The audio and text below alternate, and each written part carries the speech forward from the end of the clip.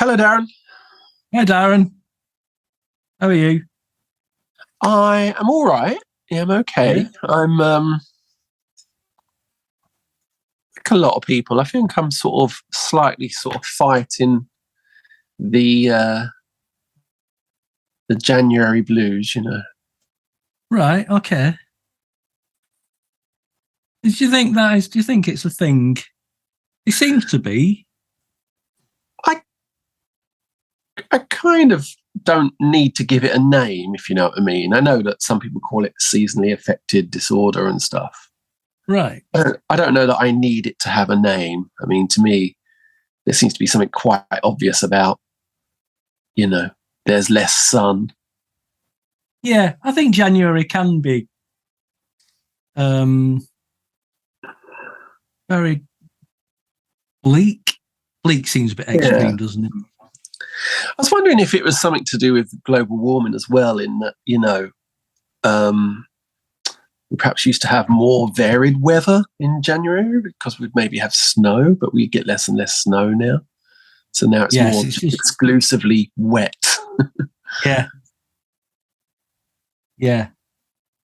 I think it's fair to say the adjective we're looking for is shitty. Yeah. Proper shitty. And I think I'm sort of going in quite hard this year at sort of trying to fight it. Right. I went out to 2 gigs this week. Yeah. And stayed out a bit late. And then so consequently, I think when you that's good, but you're sort of spinning plates, And then when you do finally sort of stop and have a down day, then you sort of slump a little bit. I think that's what happened just like a little bit of a slump. Oh. So I'm painting another train like I did last time and trying to once again still just, well, what we were talking about last time, development through practice. I'm trying to render this train. I'm trying to decide whether it's long enough. It's very hard shape to judge. It's like, I think it's about right. I need a compass. Don't have a compass. Everyone, kids always had a compass. It was required for at school, wasn't it? You got to have a compass. Well, it was, but was it also not a? There's something about boys at school anyway that if they can find a way to turn something into a weapon, right, they would.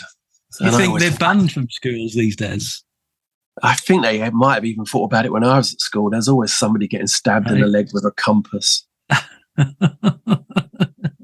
Spiteful little shits, young boys, aren't they?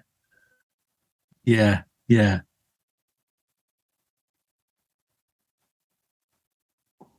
Are you a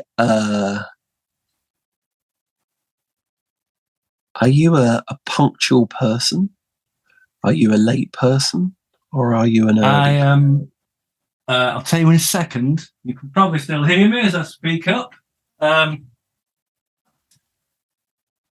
I go off Roy Keane, no, Alan Shearer's opinion on time. Okay. Which is to be early is on time, to be on time is to be late, and to be late is unforgivable. It's a bit extreme. I don't fall out with people over it, but yeah, I'm always early. I don't agree with that either. I think that is a bit too much. Although, I'd be happy to meet Roy Keane for a drink. And Shearer. Sorry? Yeah, Alan Shearer. Although actually, is there more than one footballer? Is there? There's more than one footballer. To be fair, Roy Keane would agree with Alan Shearer on that. Why did I go for Roy Keane? Did you say Roy Keane at all in that sense? I started saying Roy Keane and then corrected myself. Oh, okay. Yeah. I would happily meet Alan Shearer and not disappoint him with my arrival time. Yeah. I am. You may disappoint him with your conversation afterwards, though. I think everything about that would disappoint him. Although I could try out my theory that anyone can bluff football talk. I could. He'd be a good person to try that out with. I'd love to see you try that with a professional footballer. See if it's a good theory or not. Okay, let's try it. Let's try it. You be Alan Shearer. All right. Hang on. Why, hi, Darren. Nice to see you turning up on time, i.e., very early. Yeah. You know what I always liked about your style of playing, Alan? You know what I always liked about you on the pitch? What's that, Darren? Your pace. Oh, man, yeah, thanks very much. Quite a pace running into the box. Aye. You're canny, lad. You're a very open player, weren't you? It's just all the compliments today, man, isn't it? Oh, I'm a fan. I watched you closely. I would even say I spent a few years analysing, particularly your style of play. This is why I'm coming over as such an expert on football. It's an honour. What did you conclude? Oh, I'm a bit stuck now.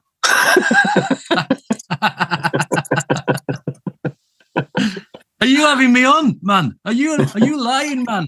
Why I? Okay, Mark Knopfler, local hero. I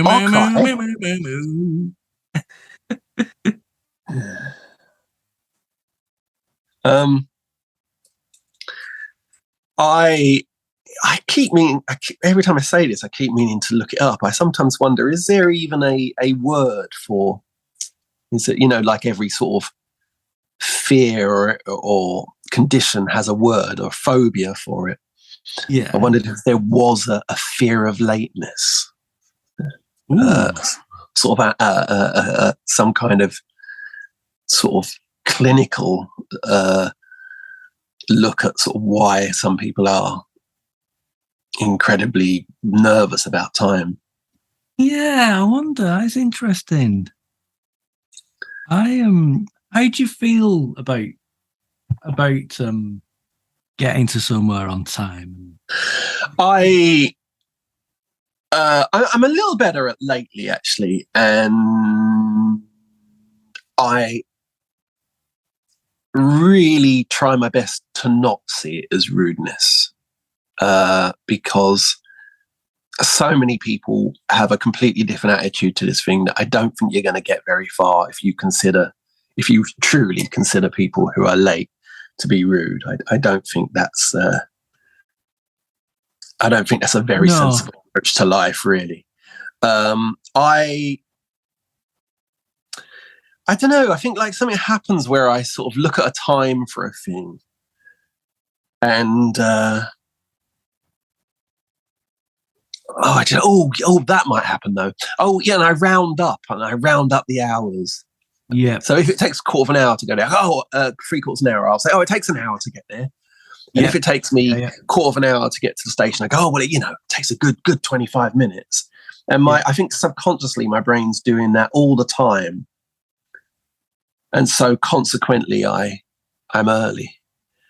And I have in the past waited in a pub opposite the place where I'm going to meet some people and just waited and watched a couple of them go in before I finish my drink in the pub opposite or the coffee and then walk over, just so for once I can be second or third in, because I'm so fucking ridiculously early that I think in a way my sort of earliness is making people uncomfortable. Like it, I'm putting a sort of unfair demand on the friendship or something.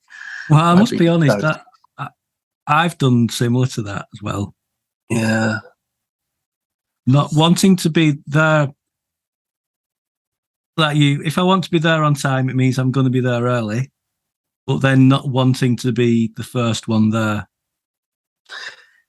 Yeah, I think I heard someone say, which I suppose is another version of the Alan Shearer quote, is the only reason you're late for anything is you didn't leave early enough. Yeah. The train. Oh, the bus. Yeah, you didn't leave early enough. You didn't factor that in. Or something. But I don't actually. I think that's also a bit soundbitey and glib. I don't think that's true. I mean, I think it's about what you. Well, I mean, I think it's about, if it's a funeral, then I think it's true. If it's like you're the best man, then I think it's true. There's no reasonable excuse for being there. But I mean, if it's just like me meeting you, I think the bus is being screwed is a reasonable that's excuse. Okay. Yeah.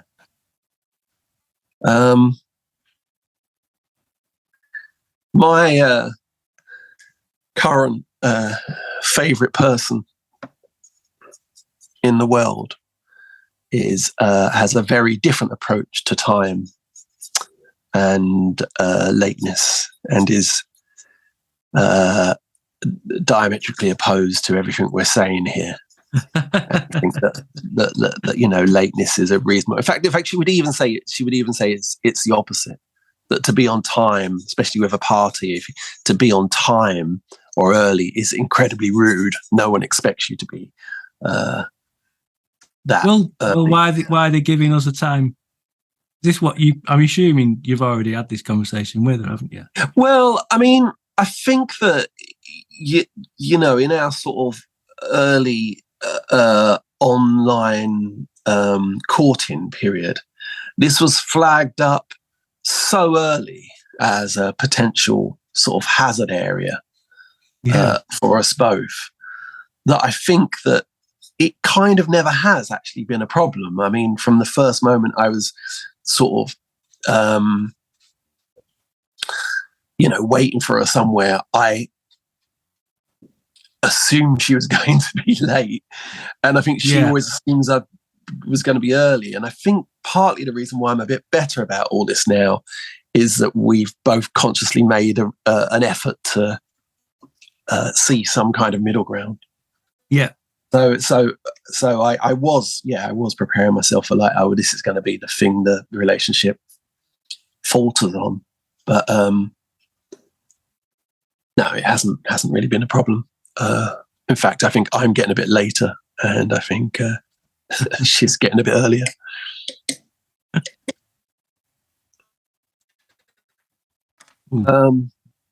I am sort of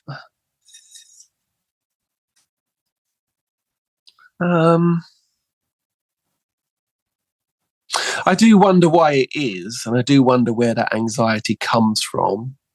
It could be an influence of my parents, but I do think it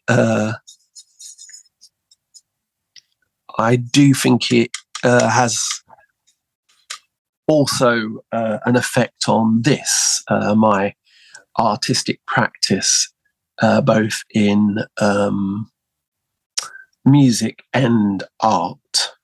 I think about time a lot, and whether I'm using my time in the best way. And I think I'm very anxious about it. And I think that somewhere in there might be the reason why a lot of people consider me to be prolific or hardworking. And I think, one of the reasons for that might be an anxiety about time and whether I'm using time correctly. You've always been like that? I think so. Yeah. I think. It's not a matter of. I don't. I'm not really intending that to sound like a. Because I think there's a way of interpreting what I just said as a kind of sort of a humble brag, like, oh, I'm so time is so precious. The grains of time are running out. Carpe diem, seize every day, work all time, which is, that is partly what I think. Yeah. But I think there's a considerable downside to all of that. And I think it's, I think it can be something which, causes me anxiety and gets me down a little bit as well. Yeah. I mean, because we have talked about this before off camera. And I know one of the things is that you feel that maybe you've got an inability to do nothing. Is that right? Yeah. I can remember quite early on, actually, when in my mid-20s, seeing a therapist at one point, and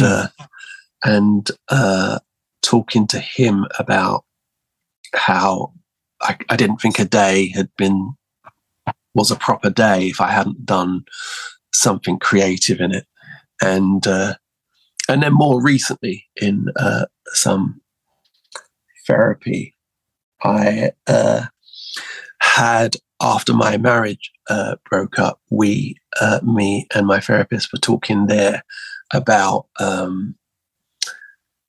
how my self-worth was linked to the work I do. Like I sort of see my self-worth in terms of work, really. Yeah.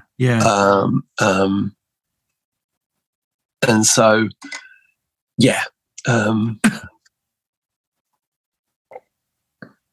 I like the idea of doing nothing.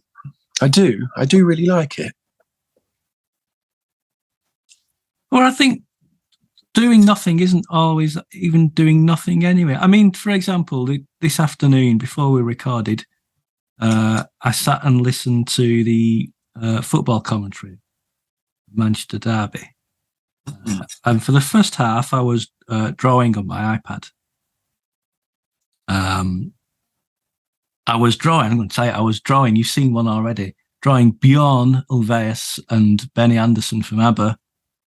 And the text underneath them, Bjorn says the first bit, "Su papa," and then Benny's saying "True papa," and that I find that really, really funny. ABBA backing vocals, "Su papa, true papa." Oh no, I got it. Sorry. I know, I know that. I know. My other favourite ABBA backing vocal, going right off on a tangent here, is in the Winner Takes It All, when they briefly sing "Big ones, small ones," and I find that very immature and puerile and funny. Anyway, so for the first half, I coloured in Benny and Bjorn. And then the second half of the commentary, I just sat and listened to it, and I didn't do anything else. I couldn't even go on Twitter because I've not got it on my phone anymore, and my iPad was elsewhere for the second half. So is that time spent well? Was I doing nothing, or was I just being a listener, a passive listener to the football? Of course it was. Of course we know it was. But of course I know how little I do it. And I want to sort of reiterate again to any potential listener of this that it could sound like I'm bragging. I think I maybe used to think of it more as a brag or a flex, Right, yeah. Oh, I can't possibly do nothing. I don't now. I find it a little more troubling. And and think that my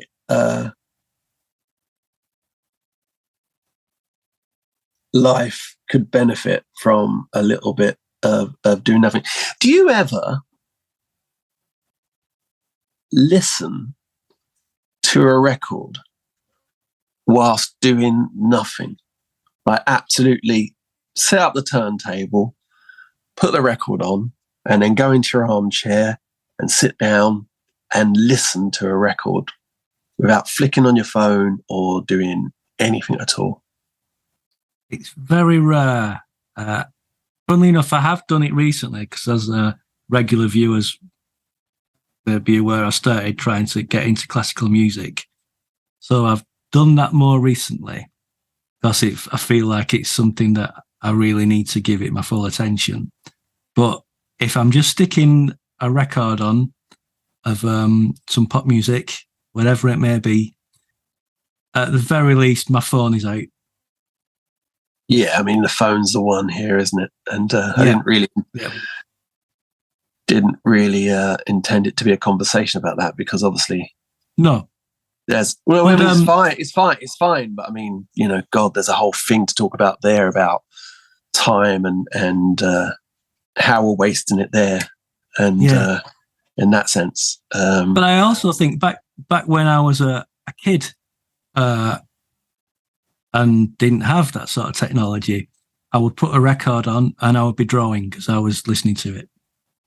And that still happens. I think I was too. I mean, I think there has been a few periods where, with certain records, where I've immersed myself in it, but not often.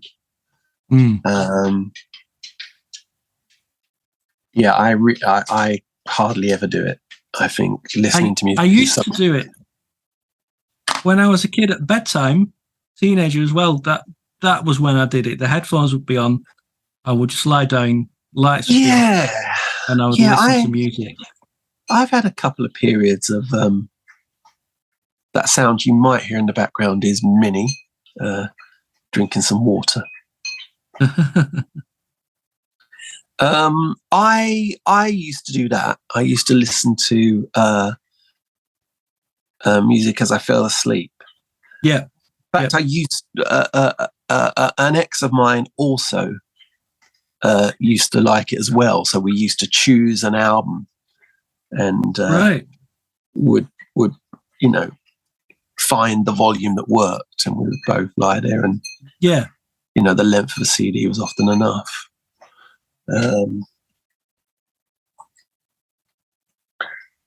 But no, you're right. I don't often just sit and listen to a piece of music. It feels like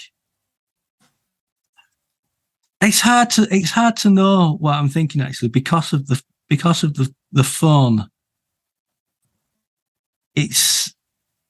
I'm not going on my phone thinking, oh, I need to do two things at once here to use my time properly. I and you and countless others are going on our phones because it's a habit. Oh God, it's awful, isn't it? It's so tiring sometimes. I mean, it just wasn't where I was expecting to go in the conversation about time. But if we could use all that time that we spend doing that shit. Yeah. There's some people may say time is never wasted. It just is, isn't it? It's just time, and it's part of you exist within it, and it's not wasted. But I'm pretty sure there's been hours and hours on my phone that actually have been wasted. Well, I mean, the fact that me and you know each other, of course, is born out of spending too much time on Twitter. True. So I would be wary of. I'd be wary of saying it's all completely useless to be on there doom scrolling. Of course, it isn't. And I can think of quite a few people. I think a couple of my best friends, possibly as many as 3 of my really closest friends now are in some way from online life. But still, I'm with you. I can't.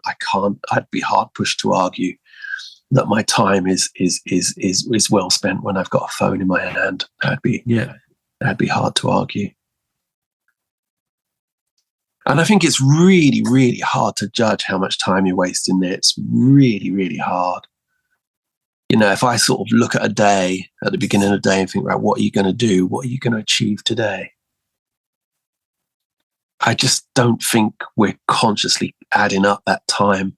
I mean, they start to do it, don't they? Some of the devices, my device sometimes says to me, oh, you spent %, less online. I don't. Yeah, I think it's only my iPad that does that for some reason. Yeah, it is. Yeah, mine does.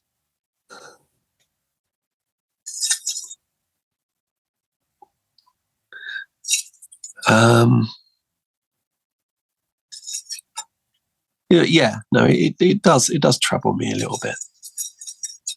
But then, you know, when I really do have a day where I'm doing less, and even if I am relaxing and if I'm out somewhere and I'm seeing people, or if I have a couple of days like that in a row, I get itchy.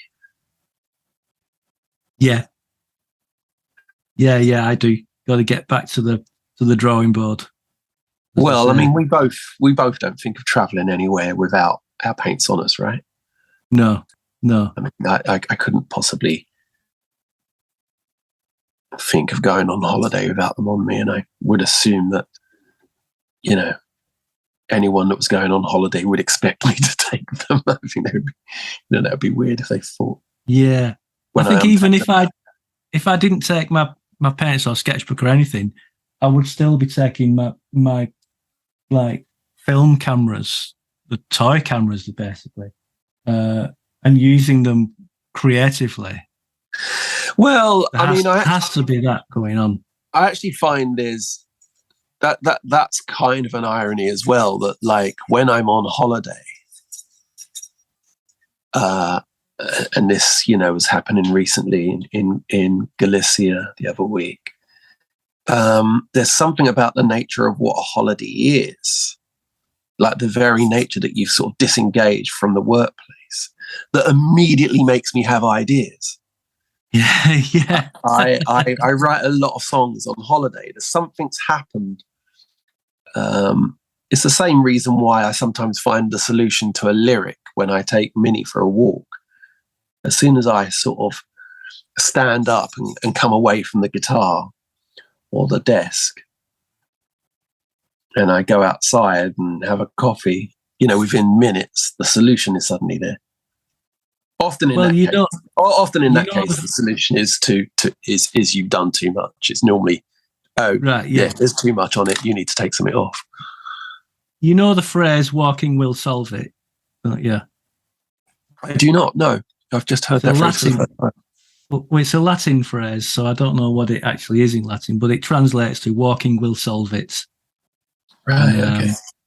It's a recognised thing. I think there was some research done recently, or maybe a long time ago, that shows that people's brains do tend to the thinking side of the brain, the one that can solve problems, and that appears to be more active when you're out walking. And I think the same. It's kind of. I think we all find we get similar benefits from just being in a different location and different surroundings. Yeah.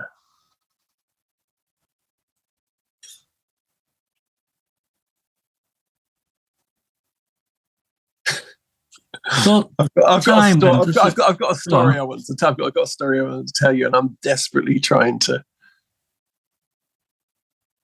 I'm trying to add up if it's TMI. I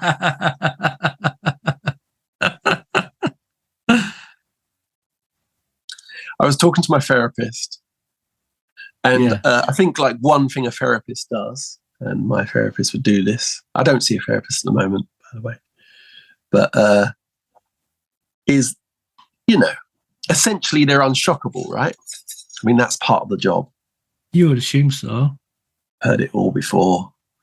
Yeah. And that's part of the trust of the environment of seeing a therapist. You know, this is a safe space, Darren. And everything you say is okay with me. Like, I'm not here to judge. And there was one moment when she sort of did let a judgment slip out. And I was talking about my last holiday with my wife. And I revealed that during the holiday, I'd made an album. I'd packed all the recording equipment in my suitcase, a little sort of tiny little portable studio thing, and the house we stayed in, I knew had a guitar. And it was a real sort of spitting out of tea moment, which went, Was it? Hold on, wait a minute. What? you made an album whilst you were on holiday with your wife? Well, yes, the last holiday with my wife, as it turns out. What, a proper album? You released it and everything. Well, yeah. But anyway, I think we need to get back to some of the problems. And I think she was sort of thinking, yeah, I think we know what the problem is, Hayman. She didn't say that. I guess that's what therapy is, isn't it? You hear you say. Which album was it? Which album was it? Oh, you know which album it was. I can't remember. Florence. Right, yeah. Which was made in Florence. I love that. That's full of paintings and drawings of Florence as well. Yeah. You did nothing but work. Nah. Whilst my wife visited the art galleries, saw the sights, sat outside in the sun, ate pizza, drank nice wine. So as I say, this is not necessarily a blessing. What I'm talking about here. No. Do you know how many weeks the average human lives? Oh, I don't like this conversation. It's not going to help you, this, is it? 4,000 weeks. Takes to about 80. 4,000. Well, have we talked about this before on Brentwood Tuxedo? You know my thing about everyone else and time. We've mentioned it on Twitter, but not on here, I don't think. Okay, right. Well, I mean, so this is sort of where I sort of have a slightly sort of more heartfelt set of beliefs now. And so my idea with time is that time is time. A minute is a minute, and it's always a fucking minute. It was a minute when you were 5, and it's a minute now. And one thing that doesn't help any of us dealing with our mortality, one thing that is of no use or ornament, is people just banging on about, oh my God, is it really 30 years since Joy Division? We're as far now from Joy Division as Joy Division was from the dinosaurs or something like that. Oh my God. I hate it when you do that. Yeah. I hate it. And so much of Twitter is it. If you actually just glance across Twitter, so much of Twitter is people really, really enjoying being old. And there's no other word for it. They're really enjoying it. Yeah. No, goodness, no. How is my son 6 feet tall? Because you gave birth to him 18 years ago, you idiot. Because it's 18 years and it took 18 years. And I can't help you if you think a month is a week now, because it seems like decades ago that I started doing Brentwood Tuxedo. I don't know what other people's problem with time is. Time is ages, I think. A year is ages. A year creeps past for me. Sounds like you're not quite with me on that last one. So it sounds like you're going to... No, I don't know. I don't know how I feel about it. Things can seem stronger in your memory, and so only seem like 5 minutes ago. And I think maybe the memories you have as a kid, maybe some of them feel stronger than the memories I have as an adult. So I'm not really sure. I think the whole point with that 4,000 weeks thing is it kind of... it's a book by Oliver Berkman. And it's a book about... it's an anti-time management book. So, a lot of self-help books are how to manage your time better, how to be more productive, how to do 3 things where you used to do 1. Yeah. And his kind of thing is saying you have 4,000, generally have around 4,000 weeks on this planet. Some have fewer, some have more. Stop worrying about time and just get on with existing. That's the thing. See, I don't. That email will be looked at, or it won't. It doesn't matter. It's interesting because it's not. It's almost in the same way. It's saying you've not got enough time, but it's also saying try. I don't know if it's. The more I talk about it, the more I kind of get myself confused about it. But it's kind of like time is too precious to worry about worrying about time. Yeah. Well, yeah, I also don't know whether I do worry about time and age a lot or not. I don't know whether my little rant then about how time passes and my little rant about people that, keep going on about, oh my God, it only seems like yesterday. Because I could imagine somebody listening to me doing that and think, well, he protests a bit too much, I think, which I think would be fair.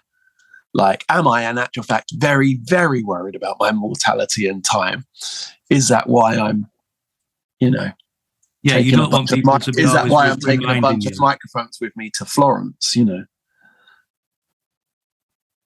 And is that why I'm unable to have,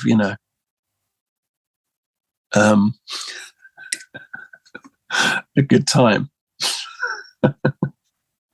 Well, I mean, there's also, I know you partly one of the reasons you did that thing in Florence because you thought it would be creatively interesting. I don't know if we talked about this. I don't know if we talked about this when I was talking about the Spain photographs in Galicia that I did recently. I don't even know if we've actually talked about them, actually. I think we did. I think I showed a few of them on here. I think you did. I was really thinking on that last little trip over New Year's because actually, in contrast to the trip earlier in August where I spent a week on my own, this time I only really the last day I spent on my own. But drawing is a really great way to holiday on your own. People talk to you straight away. And I think like drawing is like having a dialogue with yourself. So if you're sitting somewhere, which I was sitting in the square. Hang on a sec. Let me get my picture to show you. Okay.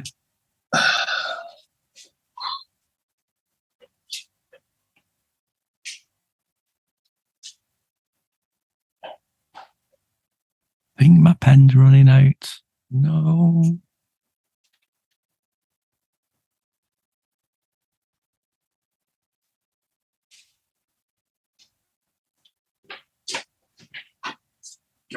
It was this one.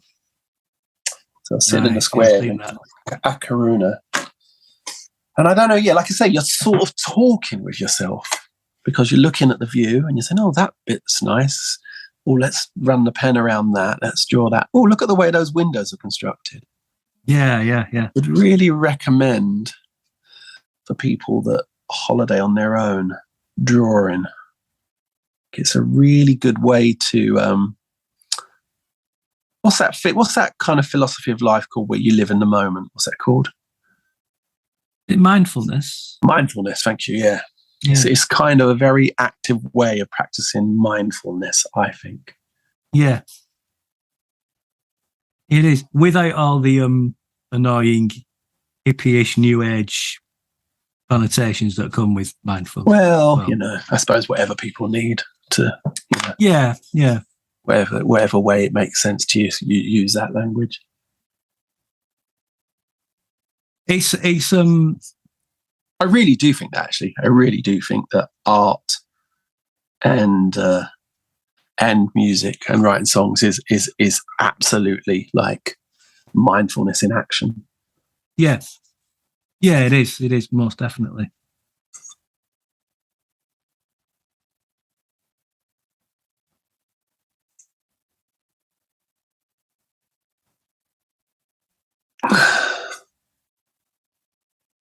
Funnily enough, given what we're talking about, this style of painting that I'm doing more and more, the painting I'm doing in front of you now, this train, I think you can tell it's a train now, can't you? Yeah, I can. It's looking good. I'm going to suggest, is it a diesel locomotive? It's a diesel locomotive, yeah. I'm actually I've got to admit, I'm looking at the picture I'm painted from, and I'm not entirely sure if I think it's a 37, I think. Right. But I will have to check that at some point before I put it on the Twitter, because it might surprise you. There's a few men on there that might correct me. And yes, I do mean men. Yep.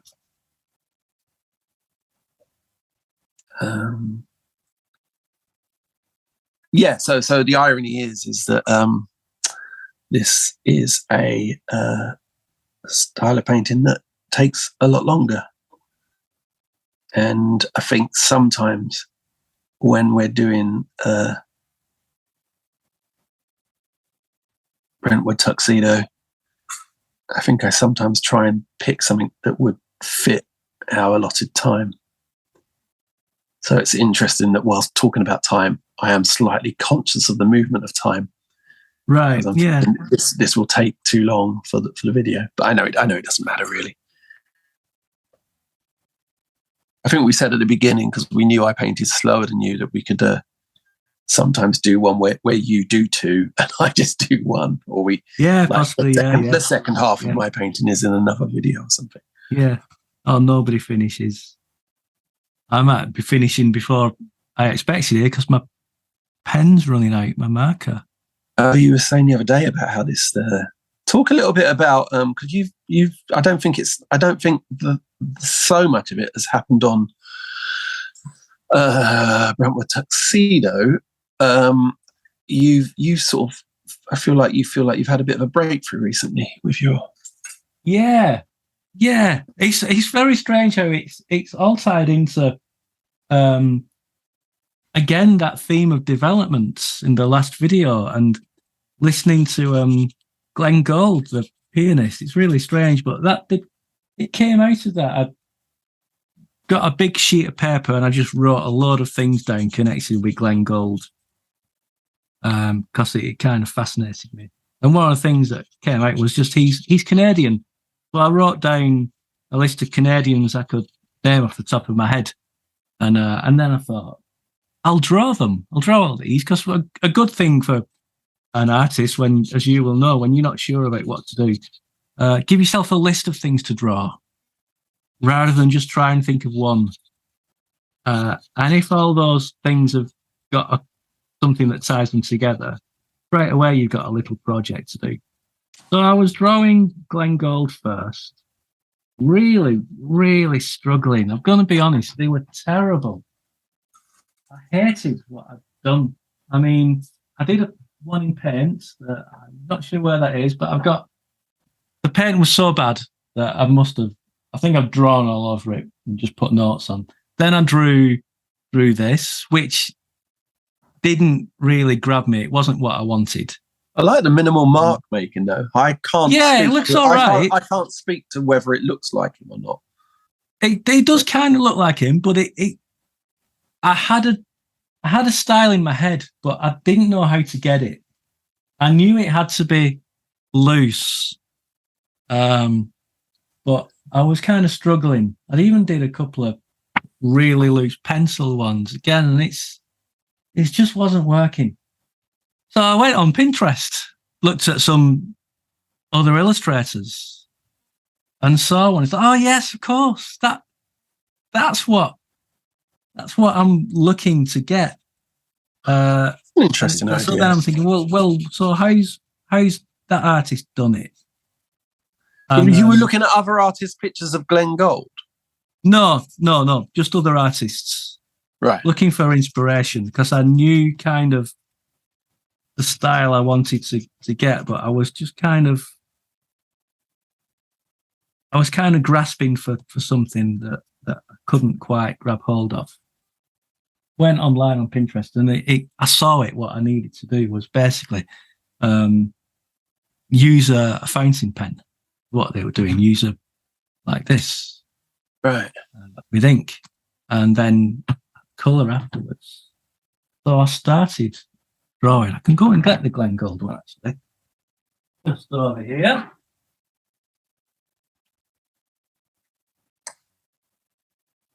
So I started with Glenn Gould again. Thought, right, I'm going to get it. What I didn't expect was that the minute I switched to fountain pen, I got it straight away. There we are. Right. Glenn Gould. So I'm like, whoa, that just fell off my pen. It was so easy. So then I thought, right, well, next on the list, William Shatner. So I drew William Shatner. Is that quite an unusual thing for you to use fountain pen? I'd used it. It's not an unusual thing for me to use, but in this manner, it's not something I've not done for years, drawn portraits in a really loose. And I'm keeping the pen moving around the page as if it's a pencil, and I'm just making little marks here and there, ready for the main sketch, ready for ink to go over it. And you can see all there's lots of little dots and scratchy bits. Yeah. And there's nothing really. It's not until you get to his head that there becomes a clear outline of anything. And I did loads they just kept coming. Here's one, Lawrence from. That's really good. Denim felt that. And then I think that might be one. I think what's interesting about the Lawrence one. Yeah. I was trying to work out why I was so taken by it. And I think it's the first time you've painted someone I know.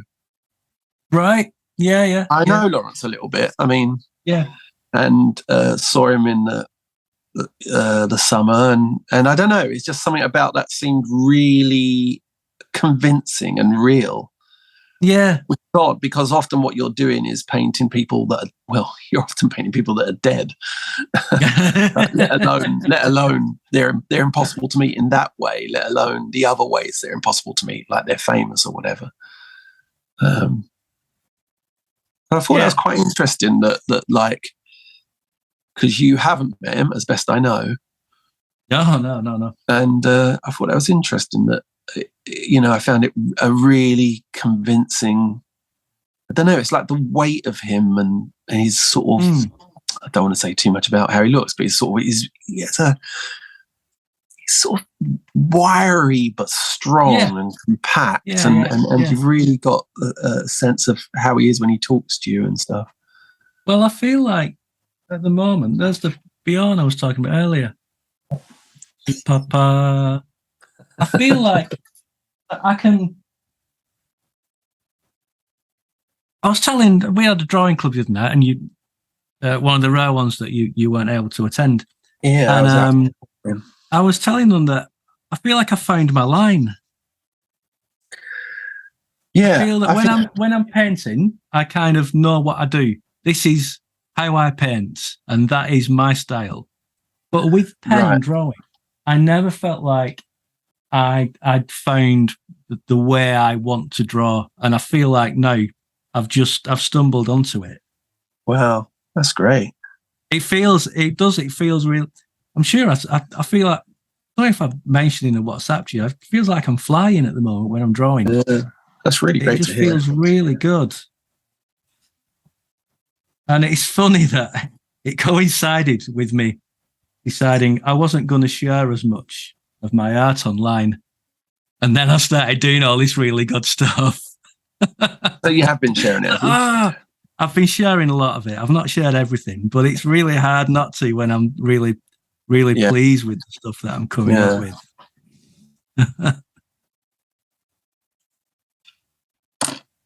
Yeah, so it's great. It's really, really great. Feels good. And I've discovered biros as well. Everyone drew with biros as a kid. Yeah. I started doing that again, and that's really good fun. Well, every mark you make with a biro is there. It doesn't all blend. Yeah. There's nothing. It's dry as soon as it goes down. There's no manipulation at all you can do. Is there? That's right. I did this James Burton album cover just in blue and red. Yeah, I this is what I like about what you're doing at the moment, this spot color thing. Yeah. I like that. It's really strong. We've got Dave Davis. Yeah, I saw that one. Yeah. And what I've been doing with the Dave Davis, I've since put it on my iPad and put some greys in the background. And although that looks pretty strong in itself, but yeah, really, I'm really having a good time with my drawing. I agree as well. It's not like I don't agree as well. I mean, I do think this is a really strong little period for you. I think we both are, actually. I was just kind of thinking how funny. Yeah. I think it might. How funny it might be if some sort of, I don't know, a painter very different to us tuned into this for the first time and heard us saying, "Yeah, you're great. You're doing really well," and just looking at painters going, "They're both really shit." Well, you did fine, but you didn't see him last week, did you? Yeah. Or 3 weeks I think ago. it's interesting that you've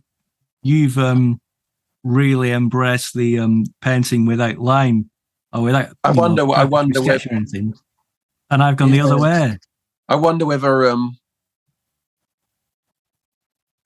that is something that's happened like between us. I wonder whether it's me seeing you splodging paint week after week has made me move towards it. Possibly, yeah, and vice versa. Well, I mean, sometimes when we're doing things like, gear and objects and toys and stuff, sometimes our subject matter is getting a little closer to each other. I mean, obviously today the subject matter is completely different. So it could follow that subconsciously we might sort of give some thought to like, okay, well, what can I do to make sure I'm different to Darren? I have my idea, don't I, for almost like a spoof video, and I think it'd be okay to say it here, because like if I say it here, no one will string it together and do it. I have this idea of doing a video where we talk, but I'm trying to paint like you, and you're trying to paint like me, and we're trying to fool the audience in thinking that our hands are the other person's. It sounds really difficult. We should try it because we'll. I think the only way to know how it will work and if it will work is to just do it. It reminds there's also sort of different levels of working, isn't there? I mean, there's will it work in that is it possible to convince somebody of doing it? There's also will it work in that will it be in any way entertaining at all, or will it just be a stupid prank? But it sounds like a sketch from Whose Line Is It Anyway, where you've got or Taskmaster or something, Yeah. It also reminds me drawing the style of or an oblique strategy, like a Brian Eno thing. I think there is, isn't there? There's an oblique strategy in Brian Eno's cards, which is copy the musician next to you. Right. That's good. Yeah. There was I've been reading How Music Works by David Byrne. Oh, do I have that? I think I might have that. I don't think I've ever read it. You've said you've got it. Yeah, never read it. I think it's in the flat somewhere.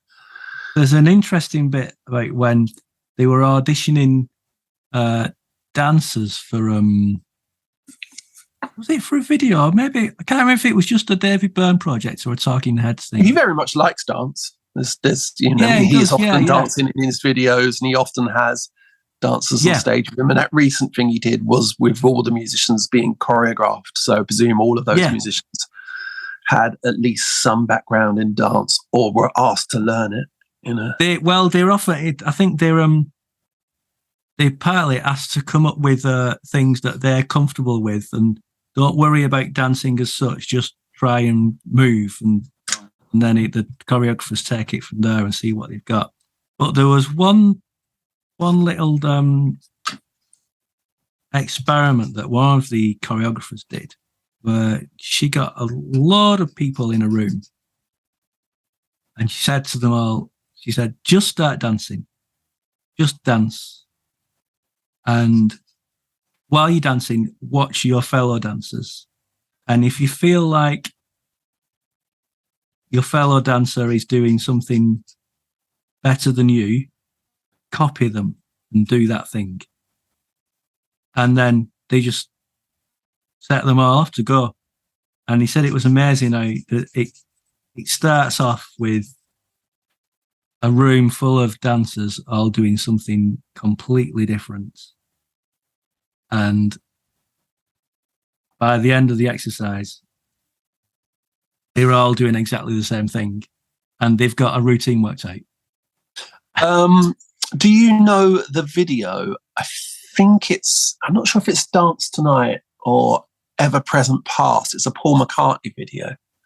Right. So it's a few albums ago. So it's probably like 10 or 15 years ago. I'll try and find it and send you a link of it, and you can link it down below. Yeah. And I even wonder whether it could possibly be the same choreographer who did this video. And so he's in a room and he's dancing, and all the backing dancers are in time with him and doing the same moves as him. Yeah. But it's just got this really strange quality to it that you can't quite put your finger on what's happening. Like, why is this dancing weird? And what it is it's the other dancers aren't actually in the room. They've been filmed another time and put in digitally. Right. But the brief was he went into a room and said that. So the director said, "You go into this room and you just dance. You dance to your song, and just sing it. And we'll do a couple of takes and we'll pick the best one." So it's Paul McCartney just dancing, like doing little moves, like any of us would, doing little things. But then all these professional dancers have learned his dance, every single move of it. And it's really interesting. It's really weird watching them do these little flicks and things that are so essentially sort of very Macca, like, an old man just dancing and having a good time. It's great. Yeah. It's a really interesting idea for a dance routine. Very good. What your idea also reminds me of, filming pretending to be each other as the artist. Is he called the filmmaker? Is he called John Smith? There must be a filmmaker called John Smith, but I don't know who you're referring to. It's one where he shot footage on a London street, just with no dialogue. It was just people walking around on a London street. There were no actors involved or anything. He just set a camera up and started filming. And then he's gone back into the studio and put dialogue over it, like he's the director. So he's saying, "Okay, bring the woman with the pram on now." And she walks in. "Yeah, you with the cigarette. No, yes, you. Take a drag, walk along, walk to the left." And so it looks like the whole thing is choreographed and planned. Yeah. There's almost something like Truman Show about it, isn't there? Yeah. And I think at the end, it kind of reveals that the director isn't even there. I think he's on a cliff top somewhere talking. But, that reminds me very much of your idea as well. Have you seen that also reminds me of something else. Have you ever seen on YouTube? I think they even someone asked him to do it again. I think it actually was on the BBC at some point. But the Zen School of Motoring. No. It's just a guy who's just put a dash cam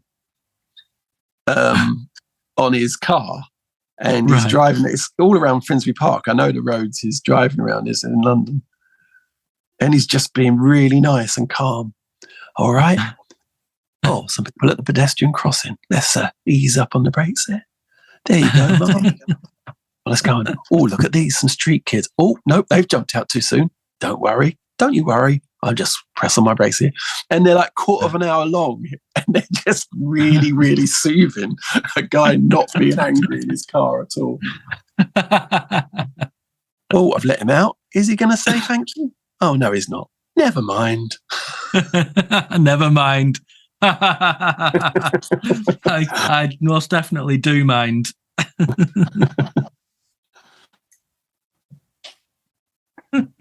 I remember one bit where he counts the amount of thank yous he got from a guy, like a head nod or whether it's a wave. And I think he counted one guy thanked him 3 times. He's like, 3 times he thanked me. 3 times. Okay, I'll also link that. That sounds good. The Zen School of Motoring below us. So I think I'm sort of at a moment of truth with this picture. I think it's that time we talked about before where the last thing to add is the blacks. There is a few whites I've got to add as well, which I'll use my trademark trick of a gel pen. Yeah. But I'm hoping these blacks I need will to make this record sleeve darker.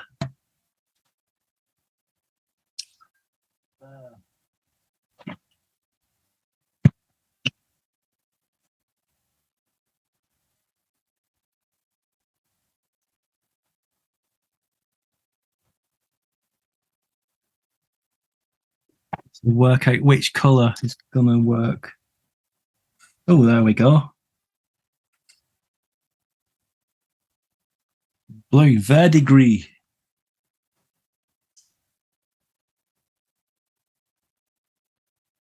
Perfect. If anyone can't see, I'm painting Time by Pink Floyd.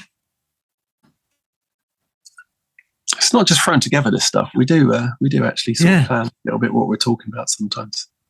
Realise, interestingly, every copy I could find, like image I could find online, had the middle of the record taken out. So it would need the plastic insert to let it go on the turntable. What are they called? No, they must have a name. But I realise I think it's like this because Pink Floyd never released singles in the 70s. So this would be a 45 copy for a DJ to play. Oh, I see. Radio station. Because I think all the radio copies may have had that. Was that kind of like part of the Pink Floyd philosophy, like that we don't do 7 inches? We believe so. In the 70s, yeah. We're an albums band, sort of thing. Yeah. Yeah, that would figure. And then just to go and show that they can do it, though, they go and get a Christmas #1 with Another Brick in the Wall. That Christmas #1, was it? Yeah. Big bunch of show-offs. There's a few people in that band who you don't think of as being humble, isn't there?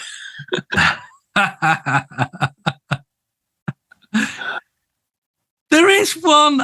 I've got a lot of time for Dave Gilmour, I must admit. No, you're absolutely right. He is. He's done a few things, hasn't he, in the sort of latter stages of his life, which do show him to be a proper good egg. Yeah. He didn't he sort of pretty much auction all of his guitars for a homeless charity or something. He was just yeah. I have got too many guitars. It's stupid. Yeah. I'm selling them all. And he's not even someone who's renowned for being like having a diverse taste in guitars. I mean, it's always a Strat, isn't it? Yeah, I was going to say, they were auctioning all of my Strats. But he even auctioned off his most famous black Strat as well. Yeah. Which is quite a good thing to do.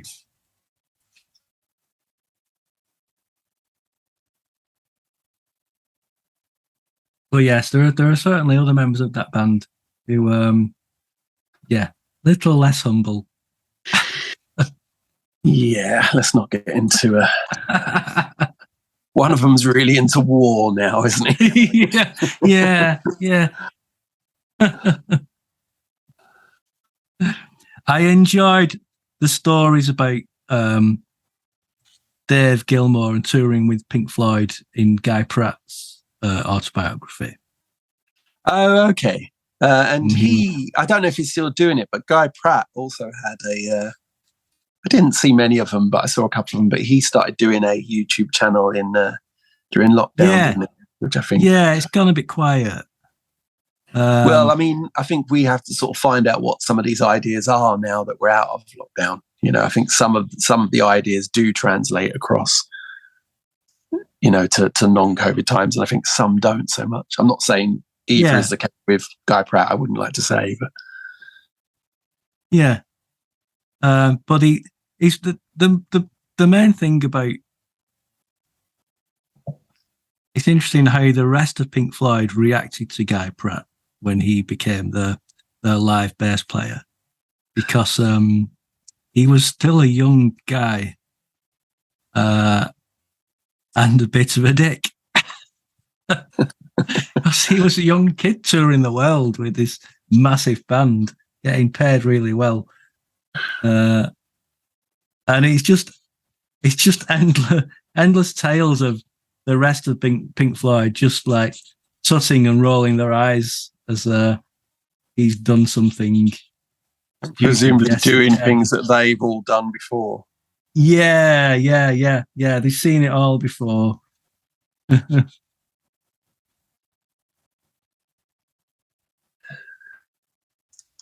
Or just like during one Pink Floyd gig, there's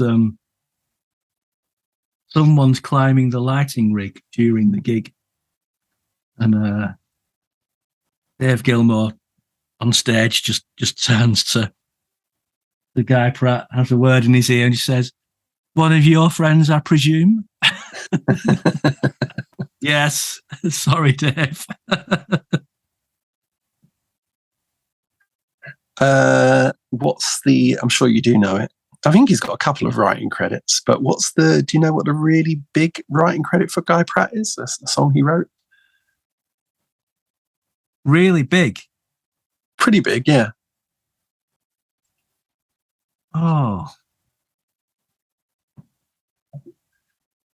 Well, it's not Like a Prayer, is it? He plays bass on Like a Prayer, doesn't he? He plays bass on it, yeah. And he talks about that. She's lying. I was going to... Do you think that's really big? Well, maybe it's not. I mean, you know, you've got to look at my career for what I think of as really big. It's a lot bigger than anything I've done. No doubt, Jimmy Nail. Yeah.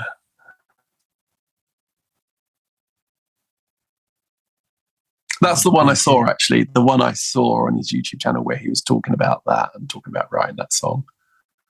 Yeah. And how he took the idea from those sort of, I want to be your drill instructor, all those sort of, right, like American Marine chants. So ain't no da da da da da. Oh, yeah. Based on. That's interesting. Yeah. Inspiration is everywhere. I even think there was a dance hit around the time that had something like that, which was taken from Full Metal Jacket or something like that.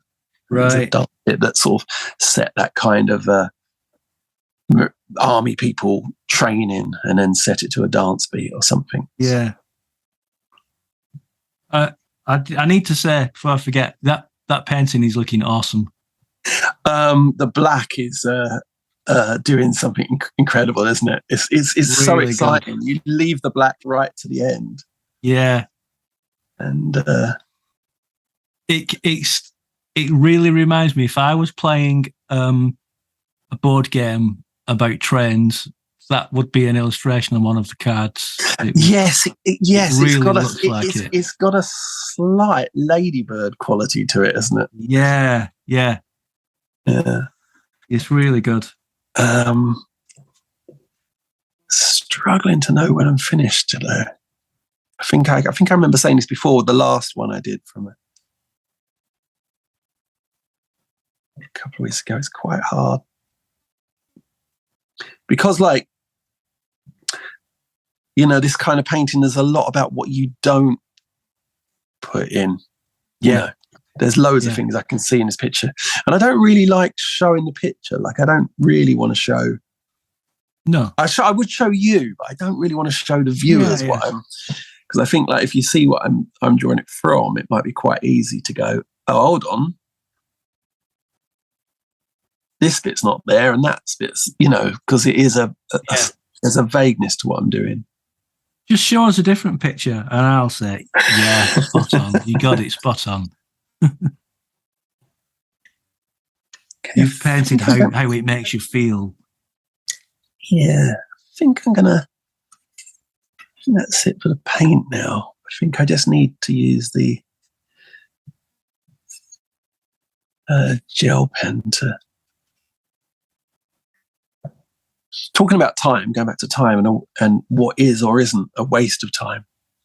I think it's going to take me most of the evening, but I'm trying to scan all of my Spanish paintings. Good.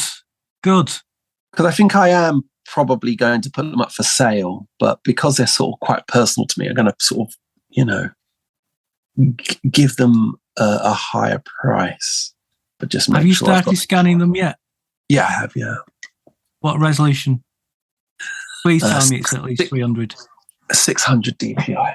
Good. Because they're only postcards, so even if at some point, you know, they were going to be bigger prints, you'd need to want to go at least double 300. Yeah.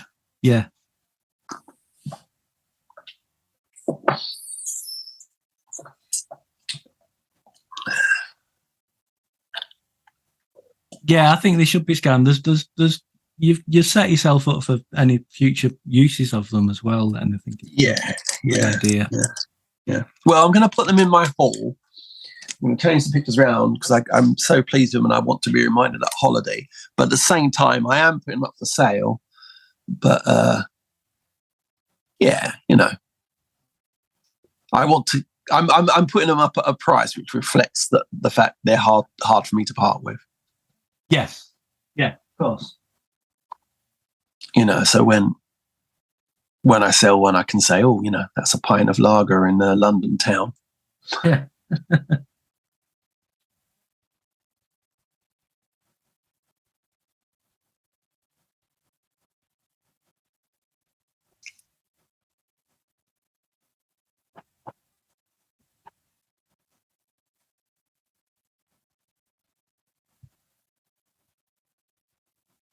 So has this been a good use of our time, do you think?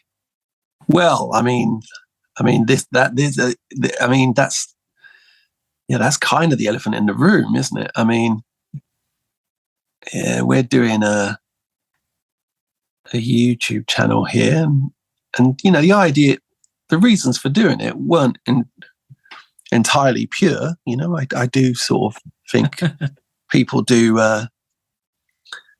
You know, some people make some good money from YouTube and stuff, and I kind of thought this idea had legs. But at the time of recording this, at the moment, and had a tremendous success. You know, some of these videos just have, you know, I mean, some of them are like 20 views, aren't they, and stuff. And so some are even less than that. Oh well. So I think, like, as to whether this is a waste of time is a reasonable question. I think, as we've sort of both said, before, I don't mind at the moment. I'm enjoying doing them, and I sort of feel there's probably something about that you can't really say you've given it a go until you've perhaps done it for, you know, at least 6 months or something. Yeah. I can't imagine there being a sort of a finite point, you know, when we've got like 600 videos and they've all got like 2 views. I might be inclined to say to you, like, well, why don't we just actually do this but not film it? No. In answer to your question, no, I do not think of this as a waste of time, and even sometimes, out of those 20 or so people who do watch it,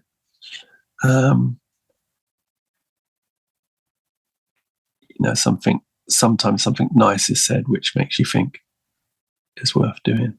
Yeah, very much.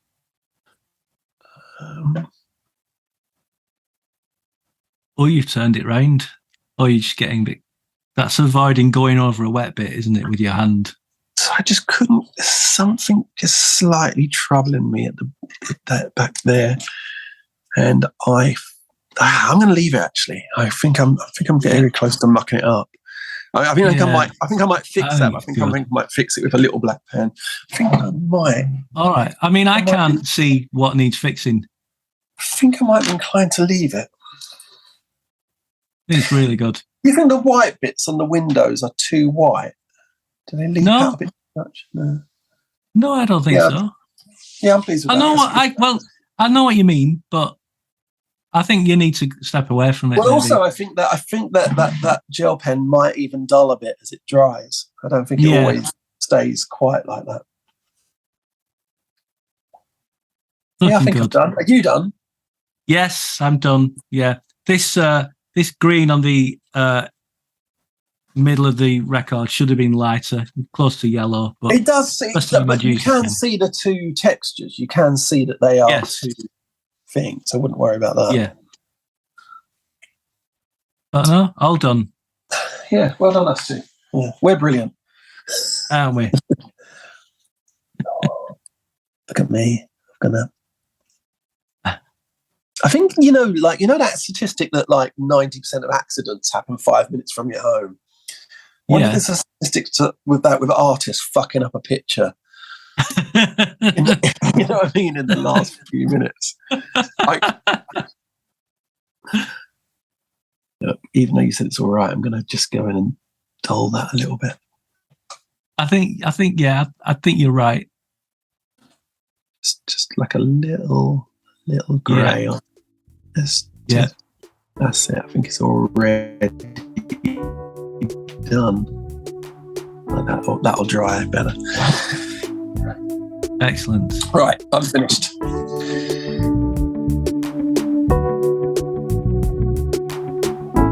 Should we say goodbye? Yes, say it. Goodbye, Darren. Bye, Darren.